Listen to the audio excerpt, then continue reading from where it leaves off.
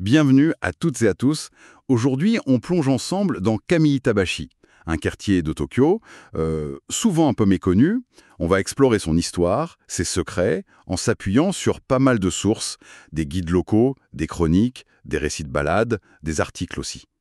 Notre but, c'est vraiment de sortir des sentiers battus, dénicher les histoires un peu cachées, les pépites qui font le sel de Kami-Itabashi.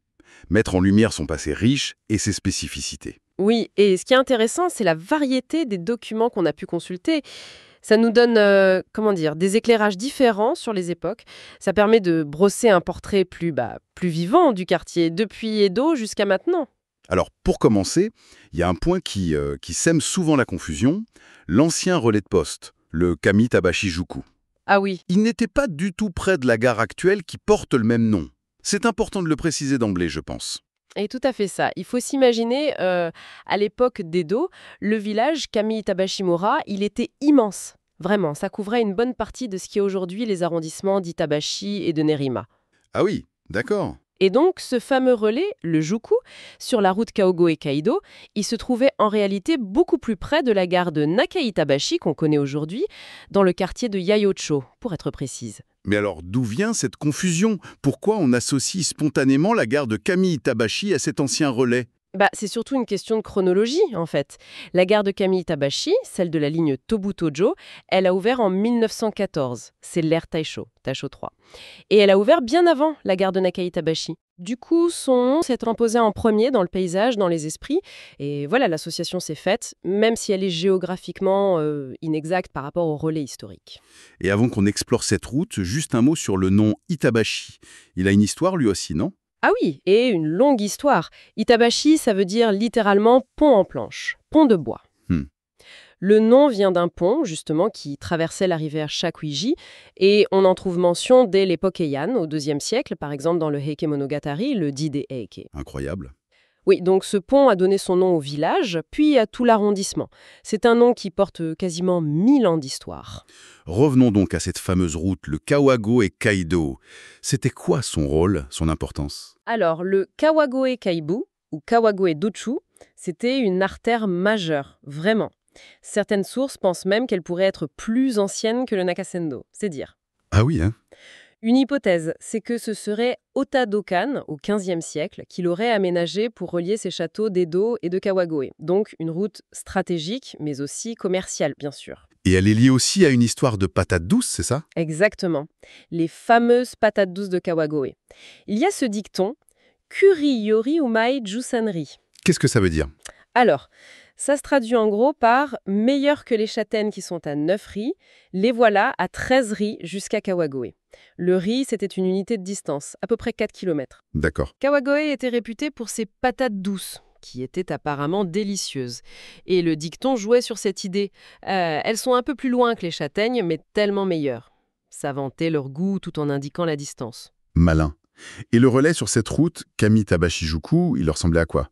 Eh bien, il faut imaginer quelque chose de bien plus modeste que le grand Itabashi Juku du Nakasendo, qui était une des portes d'entrée d'Edo. D'accord. Ici, pas de honjin, ces auberges un peu luxueuses pour les seigneurs, les daimyo. Non, non, c'était la maison du chef de village, le nanushi, un certain Kawahara Yoemon, qui servait de lieu de repos principal et de bureau en quelque sorte. Il n'a pas toujours été un relais officiel alors? Non, en fait, il a été désigné comme relais officiel assez tardivement, seulement entre 1842 et 1889. Sa fonction principale, c'était surtout d'assurer le service de relais de Chezo, le Tenmayaku. Mhm. C'était essentiel à l'époque pour transporter les messages, les gens rapidement. Il fallait assurer la liaison jusqu'au relais suivant qui était Shimonerima. Il était petit, environ 740 mètres de long, mais bien organisé en 3 parties. Shimojuku en bas, Nakajuku au milieu et Kamijuku en haut. Et est-ce qu'on peut retrouver ce tracé aujourd'hui si on se balade? Oui, oui, en partie. L'ancienne route correspond globalement à l'actuelle rue Shimotobashi-Dori, dans le quartier de Yayoicho. Et c'est une promenade assez sympa parce qu'il reste des traces, des histoires. Le pont Shimotobashi, par exemple. Ah oui. Sa version en pierre date de 1798 environ, et elle a été financée par des dons des habitants. C'est déjà une belle histoire en soi. Et il y a des légendes autour de son nom, Shimotobashi. Oui, plusieurs. Une histoire parle d'un moine qui aurait planté son bâton de pèlerin en bois de Zelkova, mais à l'envers, Sakasaka Enoki, et hop, il aurait pris racine. Ah, Une autre, plus protocolaire, raconte que les samouraïs du seigneur de Kawago, quand ils quittaient ou arrivaient à Edo, s'inclinaient très bas ici, à Tama Osageta, par respect. d'accord. Et puis il y a la légende de Rokuzo. Très touchante celle-là. Racontez-nous. Qui était Rokuzo? C'était un moine mendiant qui vivait près du pont. Et la légende dit qu'après sa mort, on a découvert qu'il avait mis de côté une somme d'argent assez conséquente grâce aux aumônes. Mhm. Et cet argent aurait servi à reconstruire le pont en pierre. Du coup, il y a un petit sanctuaire juste à côté, le Rokuzo-shi, avec sa statue. Et il y a toujours une cérémonie le 4 août en sa mémoire. C'est une belle histoire de générosité posthume. Quels autres témoins de cette époque on peut croiser sur cette ancienne route? Alors, il y a le temple Monpukuji. C'était le seul temple du relais à l'époque d'Edo. Souvent, il n'y avait pas de moines qui vivaient en permanence. On dit Muju, ça montrait peut-être qu'il n'était pas très riche. D'accord. Il y a une tour Koshin de 1740 qui mentionne Ebiyama, un ancien nom du coin. Et, fait intéressant, le temple abrite la tombe d'Ishida Takizo.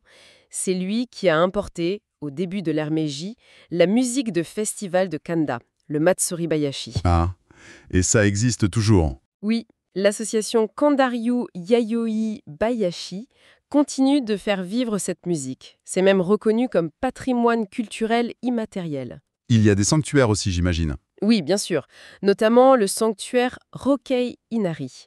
Il est près de l'ancien marché du Nakajuku, la partie centrale du relais. Son origine est privée, c'est un certain monsieur Fukumoto qui l'a fondé après avoir eu des visions. Original? Et ce qui est chouette, c'est qu'on y trouve un panneau avec une carte du relais tel qu'il était au début de l'ère Showa. C'est une reconstitution locale, un super travail de mémoire. Et c'est pas loin de là qu'il y a eu cette histoire de cambrioleur. Ah oui, l'histoire du voleur-prêcheur, le Sekkyo Goto. C'est une anecdote assez savoureuse de l'ère Showa, ça.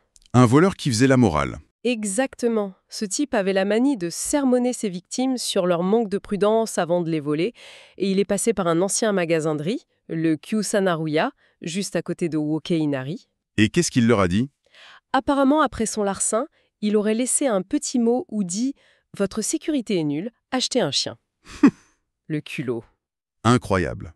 Et comment il s'est fait pincer? Eh bien, ironiquement, en touchant de la farine de riz dans le magasin, il a laissé des empreintes sur une vitre, et bim, arrêté. À l'arroseur arrosé. C'est ça. Et le plus fou, c'est que le bâtiment de ce magasin de riz, l'ancien bâtiment, il existe toujours, à l'adresse Yayoicho 18-2.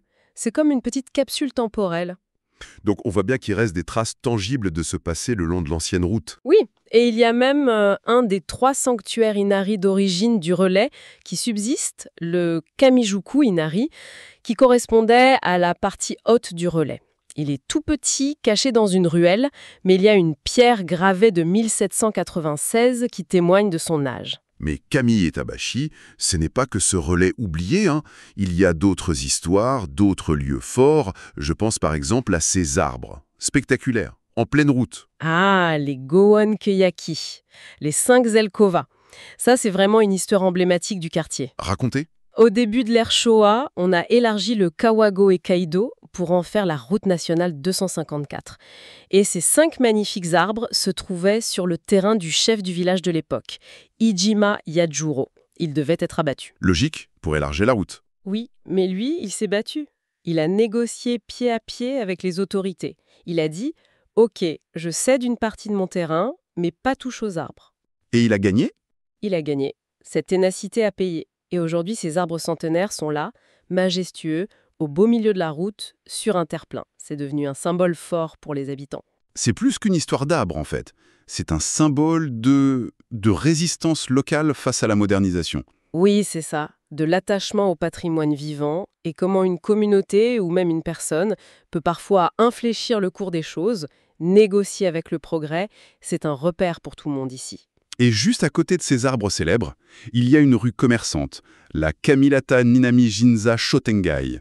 Exactement. C'est un contraste intéressant avec la grande route très passante juste à côté. Une Shotengai, c'est ces rues commerçantes typiques, souvent couvertes ou piétonnes. Oui, voilà.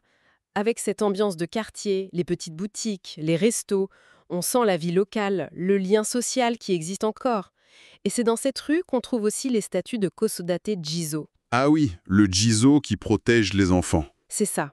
Et elles sont assez vieilles, plus de 240 ans. Les gens du quartier viennent y prier pour que les enfants grandissent bien, réussissent à l'école. C'est un lieu de dévotion très vivant, très ancré. Si on s'éloigne un peu de ces rues chargées d'histoire, de l'époque Edo, de l'époque Showa, on trouve un autre visage de Kamitabashi. Un très grand parc. Oui, le parc Johoku-Chuo. Il est immense, vraiment. Il est à cheval sur Itabashi et Nerima.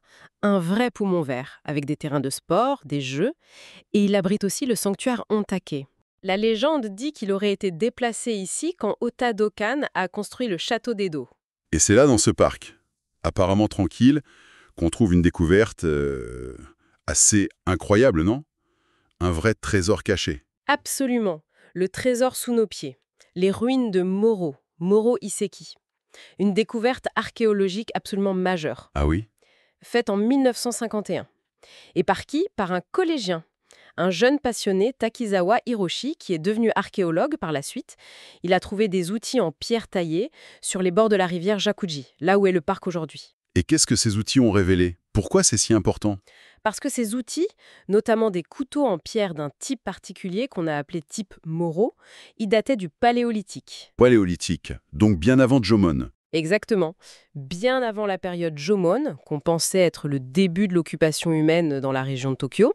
Donc cette découverte, elle a repoussé l'histoire de la présence humaine de plusieurs milliers d'années. C'était un tournant pour l'archéologie japonaise. C'est fou de se dire ça, en se promenant dans un parc public, qu'en dessous, il y a des traces aussi anciennes. C'est ça qui est vertigineux, je trouve. Cette superposition invisible des temps. Sous les pelouses, sous les terrains de foot, il y a peut-être les traces d'humains d'il y a des dizaines de milliers d'années. Ça donne une autre dimension au lieu, non? Carrément. Et bien sûr, le quartier a aussi été bouleversé par l'arrivée du train, des transports modernes. Ah oui, bien sûr. La gare de Kamiitabashi, donc, ouverte en 1914 sur la ligne Tobu-Tojo, elle a eu un rôle assez particulier après la guerre. C'est-à-dire? Entre 1946 et 1959, elle était le point de départ d'une ligne spéciale, la Tobu Keishi. Une ligne de chemin de fer qui allait jusqu'à la base américaine Grant Heights, là où il y a le quartier de Hikarigaoka aujourd'hui, d'abord pour l'armée, puis pour le transport de marchandises. Et il y avait d'autres projets de lignes qui la concernaient? Oui, Kamitabashi aurait dû être le terminus d'une autre ligne, la Tobu Nishi Itabashi, qui devait aller jusqu'à Nishi Arai. Mais le projet n'a jamais été fini, il n'en reste qu'un tout petit bout aujourd'hui, la ligne Tobu Daishi. Kamitabashi aurait pu être un carrefour ferroviaire plus important. Donc l'arrivée du train, ça a vraiment changé le quartier dès le début du XXe siècle. Ah, mais radicalement. Oui. Dès l'ère Taisho, entre 1912 et 1926, l'ouverture de la Tobu-Tojo et puis un peu plus au sud, de ce qui allait devenir la ligne Seibu-Ikebukuro, ça a tout transformé. Kamitabashi, qui était un village agricole, est devenu une banlieue résidentielle. Pour les gens qui allaient travailler à Tokyo. Oui, pour les travailleurs, les employés, les intellectuels aussi, qui allaient vers le centre, notamment vers Shinjuku. On parle parfois d'une ambiance Taisho roman pour cette période. Qu'est-ce que ça évoque? C'est une expression qui capture un peu l'esprit de cette époque Taisho. Un mélange assez unique entre les traditions japonaises et la modernité qui arrivait d'Occident. C'était une période d'effervescence culturelle. Ah oui, les premiers cafés à l'occidental, les kissaten, les gens qui commençaient à s'habiller à l'européenne, l'arrivée du jazz. Il y avait une atmosphère un peu créative, un peu nostalgique aussi peut-être. Et est-ce qu'on en sent encore des traces aujourd'hui de cette ambiance Ulu? Par petites touches, oui. Il faut chercher un peu. Par exemple, la gare voisine de Nakaitabashi, elle a gardé son bâtiment en bois d'époque. C'est assez rare et ça donne une idée. D'accord. On peut aussi tomber sur de vieux kissaten authentiques dans les rues adjacentes, ou des petites galeries d'art, des ateliers d'artisans qui rappellent un peu cet esprit. Ce sont des échos discrets, mais ils sont là. Et le quartier n'est pas figé, il continue d'évoluer. Il y a des travaux en ce moment vers la gare, non? Oui, la sortie sud de la gare de Kamitabashi en plein réaménagement. Il crée une nouvelle place, des immeubles neufs. C'est un gros projet, prévu pour être fini vers 2028. D'accord. Et d'ailleurs, il y a une initiative locale sympa, Kami Itane. Des habitants utilisent les terrains en friche temporaire, le set no hiroba, pour faire pousser des plantes. Et ces plantes serviront ensuite à végétaliser la future place. C'est une jolie façon d'impliquer les gens dans la transformation de leur quartier. Bon, alors si on devait résumer un peu cette exploration de Kamitabashi, qu'est-ce qui en ressort principalement? Pour moi, c'est vraiment cette idée de couche d'histoire, de strates qui se superposent au même endroit. On a les traces des vieilles routes, comme le Kawagoe Kaido, on a les souvenirs du relais de l'époque Edo, puis les grands changements de l'ère Showa avec l'urbanisation, le train, et puis la vie d'aujourd'hui qui continue par-dessus tout ça. C'est un endroit où l'histoire, elle n'est pas juste dans les livres ou les musées, elle est là, dans le quotidien. C'est tout à fait ça. Elle est littéralement sous nos pieds. Avec les ruines de Motonoro, elle est visible avec les arbres Gohon-Kiyaki en pleine rue, et elle est vivante à travers les traditions, comme la musique Matsuri Bayashi du temple ou l'animation de la Shotengai. Kami Tabashi, ça invite vraiment à regarder plus attentivement, à voir au-delà des apparences. À se demander quelles histoires oubliées se cachent près de chez moi. Peut-être liées à une vieille route, un petit sanctuaire au coin de la rue, un bâtiment ancien, ou même juste un arbre un peu spécial. C'est une invitation en quelque sorte, à redécouvrir notre quotidien avec un œil neuf, à chercher ces trésors cachés qui sont souvent juste là, sous notre nez.